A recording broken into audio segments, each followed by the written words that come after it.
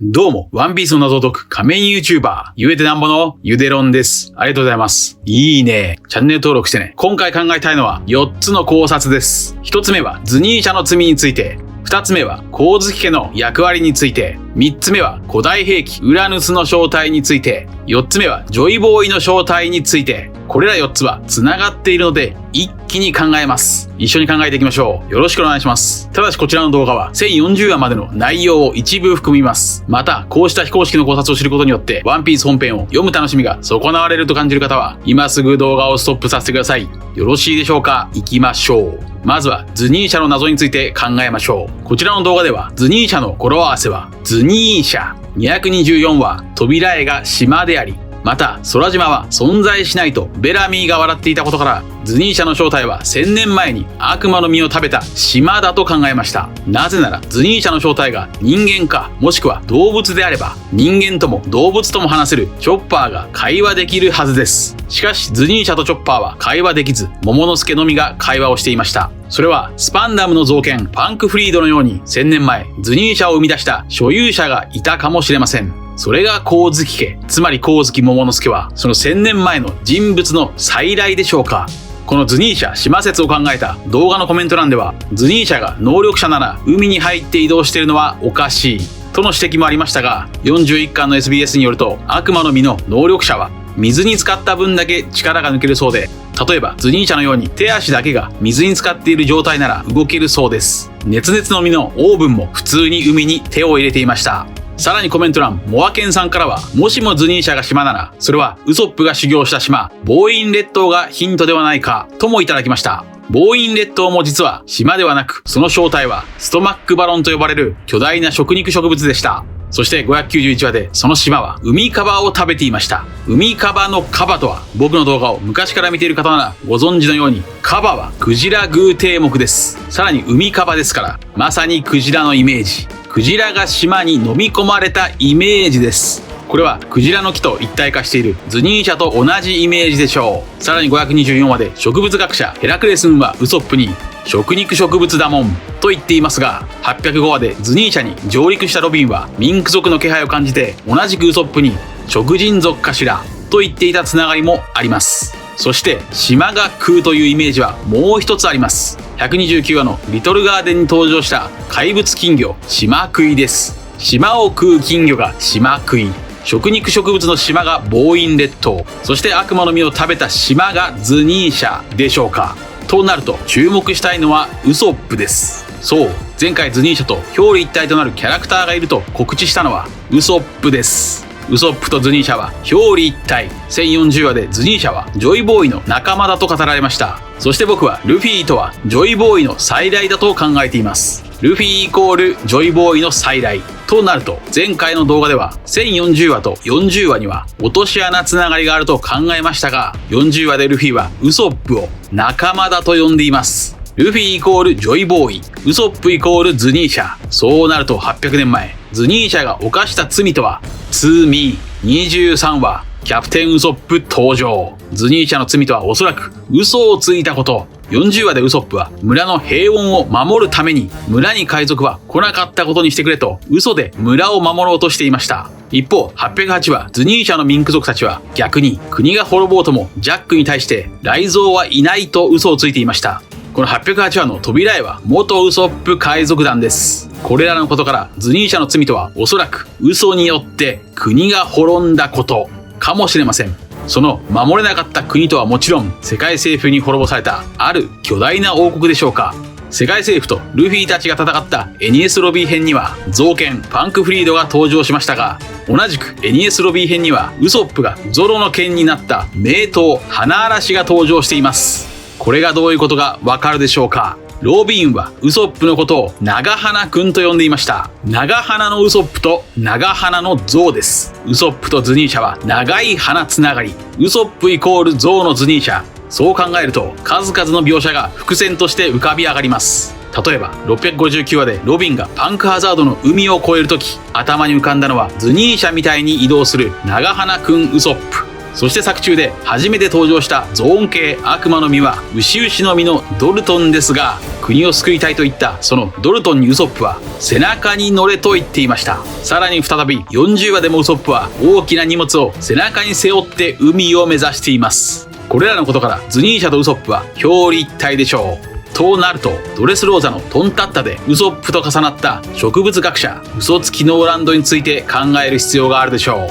う。400年前のノーランドと800年前のズニーシャです。ウソツキノーランドの話も嘘と罪の物語でした。ここで重要なのは291話ここにいるです。前回の動画では561話の語呂合わせはゴムの人だと考えました。561話の扉絵でルフィはひっくり返っており、さらに本編でルフィはミホークからその場にいる者たちを味方につけるというルフィの恐るべき力について語られています。そしてこちらの動画ではデジタル表記の56をひっくり返すと29になると考えました。その重要な291話の語呂合わせは憎い。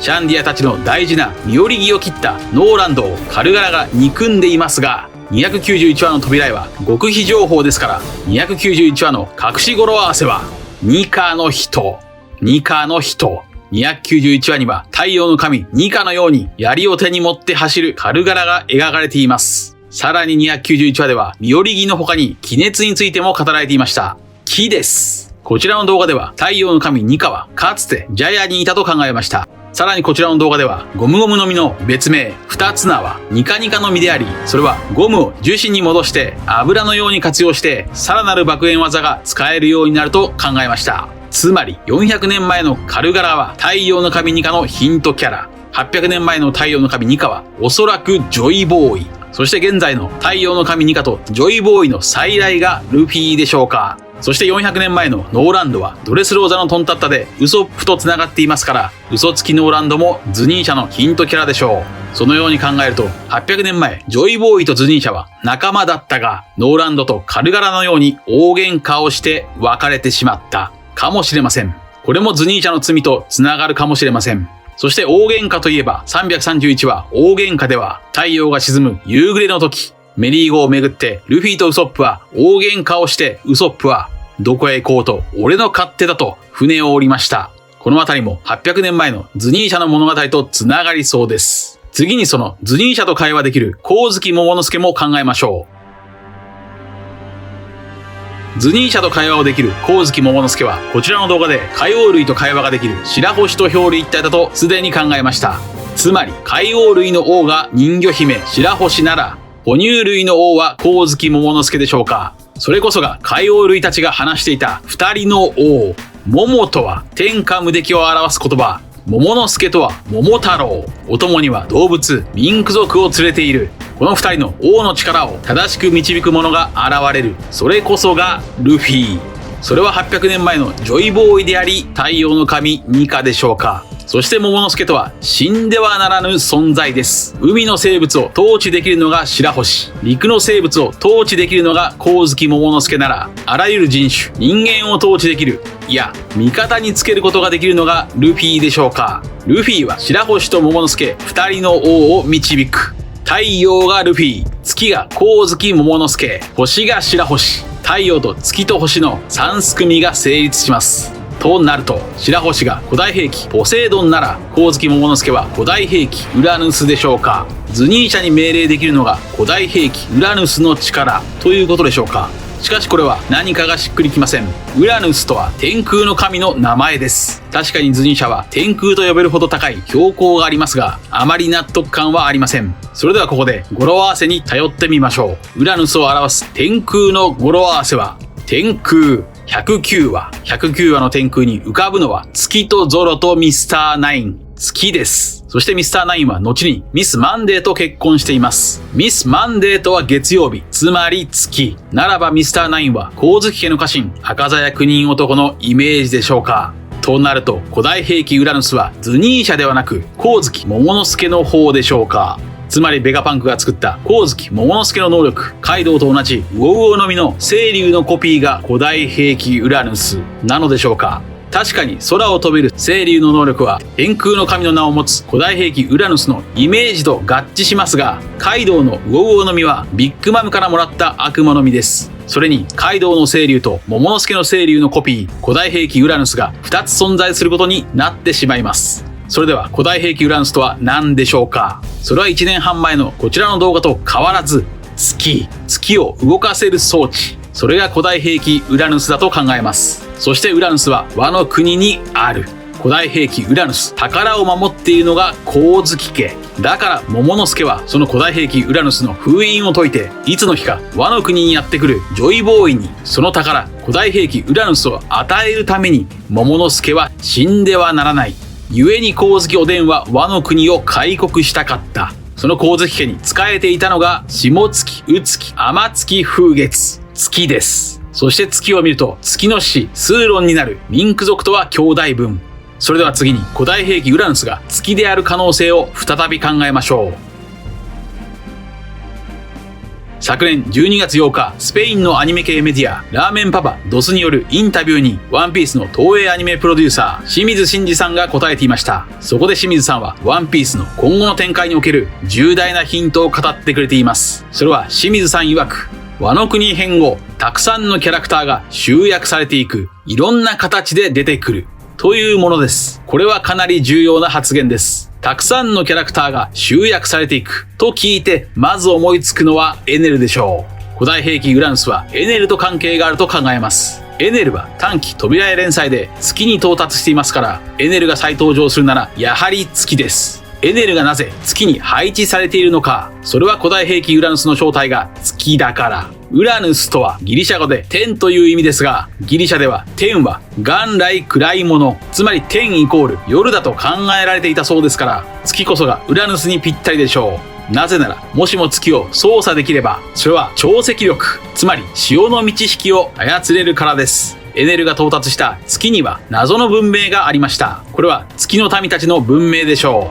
う。そして月とはその月の民たちの宇宙船のようなもの。だから動かせる。このようにもしも月を操作できたら、それは月の引力によって大洪水も干ばつもどちらも起こせるでしょう。この大洪水と干ばつというイメージはズニー社で描かれています。ズニー社の噴火雨はまさに大洪水であり、ズニー社を襲ったジャックの異名は灌漑のジャックですから、干ばつ、潮の満ち引きを連想させています。そして魚人島に聖書と全く同じノアの箱舟がある以上、800年以上前、全世界に大洪水が起きたと考えられます。大洪水を起こすには水を操れる能力者か月を操作するしかないでしょう。過去に考えたこちらの動画では、天竜人が月を操作できる古代兵器ウラヌスを使って大洪水を起こしたと考えましたが、大洪水は水の能力者がいれば可能でしょう。そしてこちらの動画では、イム様の能力は水の能力者だと考えました。つまり水の能力者がいれば月を操作しなくても大洪水が起こせそうです。となると、その大洪水に対抗できるのが古代兵器ポセイドンと箱舟ノアで、大洪水を調整して戻せるのが月を操作できる古代兵器ウラヌスかもしれません。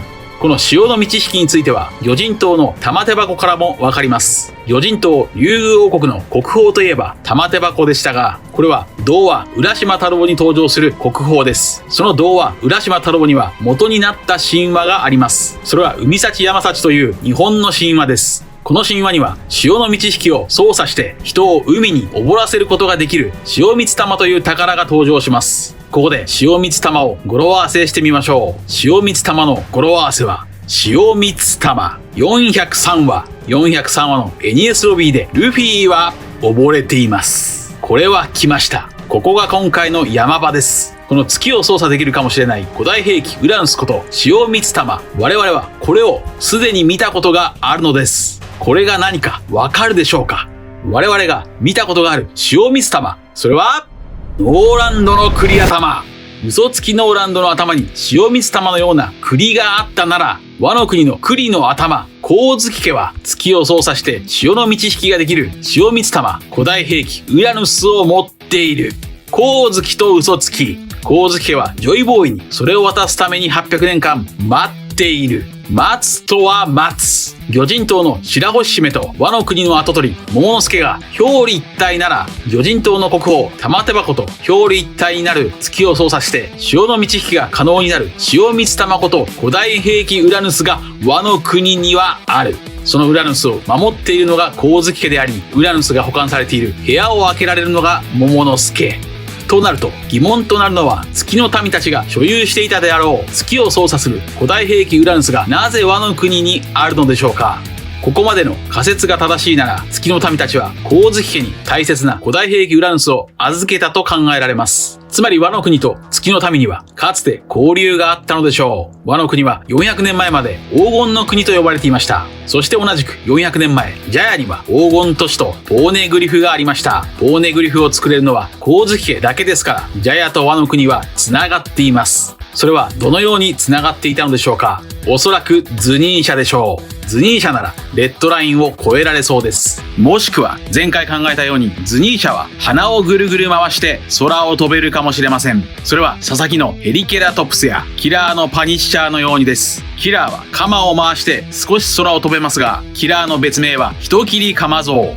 であり、さらに101巻 SBS ではキラーが食べた人造悪魔の実スマイルの成功バージョンが掲載されていますが、その姿は気持ち悪い象でした。このことからズニーシャも空を飛べる可能性はあります。そしてもしもズニーシャが光月家を乗せて海を渡っていたなら、その時に歌っていた歌がビンクスの酒、空にゃ輪をかく鳥の歌、光月家の家紋。光月家は石工の職人としてズニーシャに乗ってジャヤとワノ国を行き来していた。そんな古代兵器ウラヌスによって月を操作した時、再登場して古代の謎を解き明かしてくれるのがエネルかもしれません。続いてはズニーシャの仲間ジョイボーイも考えましょう。ズニーシャとウソップがもしも表裏一体で、ズニーシャの仲間がジョイボーイなら、ズニーシャを表すウソップと仲良しなのはエルバフの巨人ですから、ジョイボーイの正体は大方の予想通り巨人でしょう。それは太陽のように燃える巨人。このジョイボーイ巨人説の詳細は、ごめんなさい、長くなってきたのでまた別の動画で考えます。まとめましょう。ズニーシャとウソップは嘘と罪、そしてどちらも長鼻であることから表裏一体だと考えました。そんなズニーシャの正体は悪魔の実を食べた島だと考え、ズニーシャの800年前の所有者は光月家だとも考えました。さらに古代兵器ウラヌスとは月を操作して潮を満ち引きできるものだとも考えました。それはワノ国にあるかもしれません。一方、ズニーシャの仲間ジョイボーイとは巨人だとも考えました。それはゴムゴムの実やニカニカの実を食べた太陽のような炎の巨人ジョイボーイという可能性です。以上です。これらの考察はもちろん全く違う場合もあります。とりあえず最後にお得意の語呂合わせで締めましょう。